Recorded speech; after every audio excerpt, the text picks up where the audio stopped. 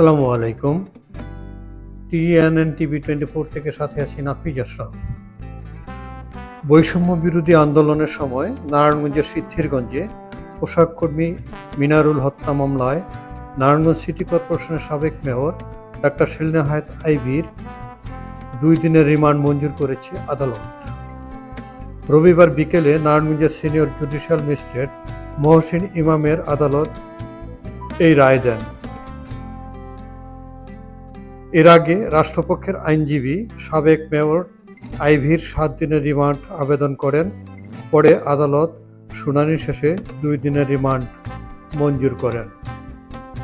এ সময় আইভীকে কাশিমপুর কারাগার থেকে ভার্চুয়ালি শুনানিতে উপস্থিত দেখানো হয়।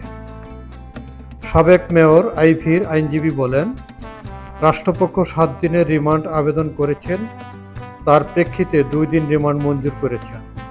আমরা বিভিন্ন ডকুমেন্ট দিয়ে প্রমাণ করে দিয়েছি এই মামলায় আইভীর কোনো সম্পৃক্ততা নেই। মামলায় তার বিরুদ্ধে নির্দিষ্ট কোনো অভিযোগ নেই। নারায়ণগঞ্জের বিপুল সংখ্যক আইনজীবী মেয়র আইভীর 7 দিনের রিমান্ড প্রার্থনা করেছে। তার শুনানিতে অংশ নিয়েছি। বিজ্ঞ আদালত আমাদের সমস্ত বিষয় সাবমিশন নেয়নি, আমাদের বক্তব্য সেখানে উপস্থাপন করার সুযোগ দেয়নি। আমরা ডকুমেন্টারি প্রমাণ করে দিয়েছি এই মোকদ্দমায় আইভীর কোনো ইনভলভমেন্ট নাই। এই মোকদ্দমায় যে ভিকটিম মিনারুলের কথা বলা হয়েছে,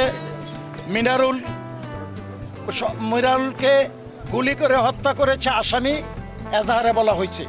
কিন্তু বিজ্ঞ ম্যাজিস্ট্রেট আদালতে 25/7/2024 25 ইংরাজি তারিখে আয়ু ভিকটিমের ময়না তদন্তের দরখাস্ত দিলে বিজ্ঞ আদালত মঞ্জুর করেন এবং সেই সার্টিফিকেট গভর্নমেন্ট থেকে ইস্যু হয়েছে। সড়ক দুর্ঘটনাজনিত মিনারুল মৃত্যুবরণ করেছে। ফলে সড়ক দুর্ঘটনাজনিত কোনো মৃত্যু হইলে সেইটা হত্যাকাণ্ড হয় না এবং সেই হত্যাকাণ্ডে আইভীকে 12 নম্বর আসামি করা হয়েছে। এই মোকদ্দমাটা দীর্ঘ বিলম্বে দায়ের করা হয়েছে।